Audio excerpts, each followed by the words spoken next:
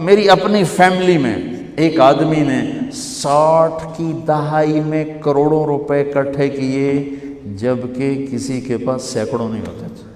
پورے ویسٹ پاکستان کے ایک محکمے کے چیف تھے، پورے ویسٹ پاکستان کے ایک محکمے کے چیف تھے، کروڑوں اکٹھے کیے۔ ان کے مرنے کے بعد ایک دن ان کا بیٹا کہہ رہا تھا، کاش ہمارا باپ ہمارے لیے حلال چھوڑ کے جاتا تو کوئی دن خوشی کا ہم بھی دیکھ لیتے، کاش ہمارا باپ ہمارے لیے حلال چھوڑ کے جاتا تو کوئی دن خوشی کا ہم بھی دیکھ لیتے۔ کیا فرمایا؟ من امسا کالن بعمل یدہ امسا مغفورا لہ، جو صبح سے شام تک حلال کمانے میں تھکتا ہے اس کے اس دن کے سارے گناہ معاف ہو جاتے۔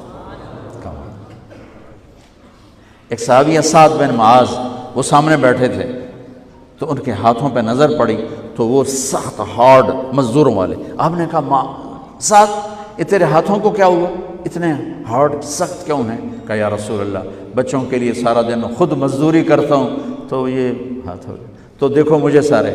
آپ نے سعد کا ہاتھ پکڑا اور سب کو دکھا کے اس کو ایسے چوما اور پھر فرمایا بچوں کو حلال کھلاتے ہوئے جو ہاتھ ایسے ہو جائے گا اس پہ دوزخ کی آگ حرام ہو جائے گی۔ آپ دفتر جا رہے ہیں حلال کما رہے ہیں، آپ جنت کما رہے ہیں۔ آپ بازار جا رہے ہیں حلال کما رہے ہیں، آپ جنت کما رہے ہیں۔ آپ کھیت میں ہل چلا رہے ہیں حلال کر رہے ہیں، آپ جنت کما رہے ہیں۔ اور یہ تھوڑا پیپر ہے، حلال تھوڑا ہوتا ہے، حرام زیادہ ہوتا ہے۔ یہ چھوٹا سا پیپر ہے اس میں، لیکن حلال میں برکت ہوتی ہے، حرام میں برکت نہیں ہوتی۔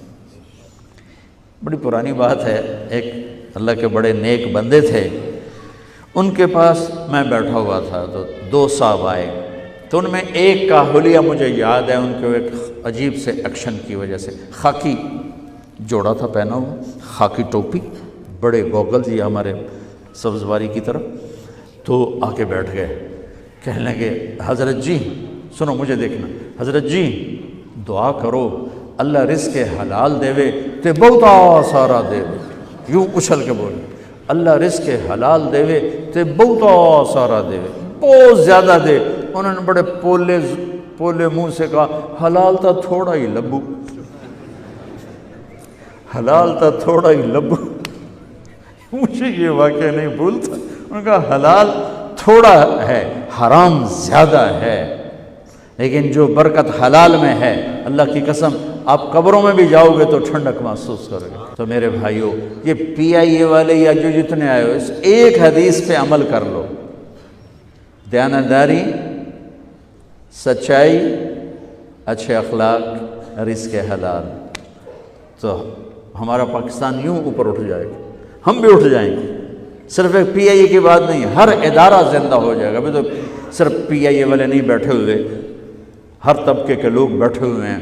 میرے بھائیوں دیکھو میں ہاتھ جوڑتا ہوں، یہ جھولی پھیلاتا ہوں کہ اللہ کے واسطے سچ بولو، دھوکہ نہ دو، دیانتداری اور سچائی اور نبی والے اخلاق اور رزق حلال، یہ آپ کو کندن یعنی سونا بنا دے گا، دنیا بھی آپ کی ہے اور آخرت بھی آپ کی۔ رزق حرام، ایک واقعہ سنا کے دعا کرتے ہیں۔ یزید جب مرا تو دکان نہیں چھوڑی، فیکٹری نہیں چھوڑی، کوئی مل نہیں چھوڑی تھی، کوئی 100-200 ایکڑ زمین نہیں چھوڑی، 3 بر اعظم کی حکومت چھوڑی۔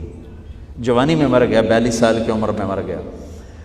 3 بر اعظم کی حکومت اس طرح چھوڑ کے مرا کہ سب دشمن اس نے دبا دیے تھے، اور اس کا بیٹا 22 سال کی عمر میں تخت پہ بیٹھا، معاویہ بن یزید رحمت اللہ علیہ رضی اللہ عنہ۔ 3 بر اعظم، جوڑیا بازار کی دکان نہیں ہے، کوئی ٹیکسٹائل مل نہیں، 3 بر اعظم کی حکومت پر بیٹھا، 22 سال کی عمر، ایک دشمن نہیں چھوڑا باپ نے۔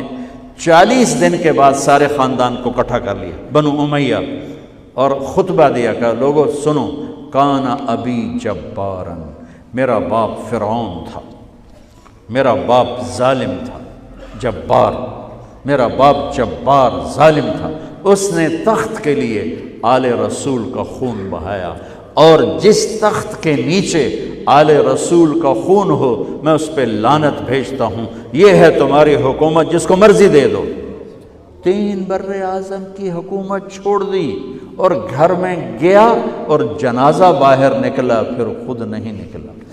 اس سے مراد ہے اتنی خلوت میں چلا گیا، اتنی تنہائی میں چلا گیا کہ بس اپنے مصلے کو سنبھالا اور اللہ اللہ کرتے اپنے رب سے جا کے مل گیا۔ باپ کیسے ملا ہوگا اور وہ کیسے جا کے ملا؟ تو اگر اللہ اس کے رسول کو راضی کرنے کے لیے 3 بر اعظم چھوڑے جا سکتے ہیں تو جھوٹ کیوں نہیں چھوڑا جا سکتا؟ دھوکے کو کیوں نہیں چھوڑا سکتا؟ بچوں کو حلال کھلاؤ، اللہ کی قسم وہ کندن بنیں گے، وہ سونا بنیں گے، وہ گھنی چھاؤں بنیں گے۔ آپ قبروں میں مزے کریں گے، وہ دنیا میں مزے کریں گے۔ حرام اکٹھا کر کے ہم قبروں میں برباد ہوں گے، وہ دنیا میں برباد ہوں گے۔ تو بھائیو، اور کچھ نہیں تو یہ 4 باتوں کی نیت تو کر لو نا، کرتے ہو نا نیت اس کی؟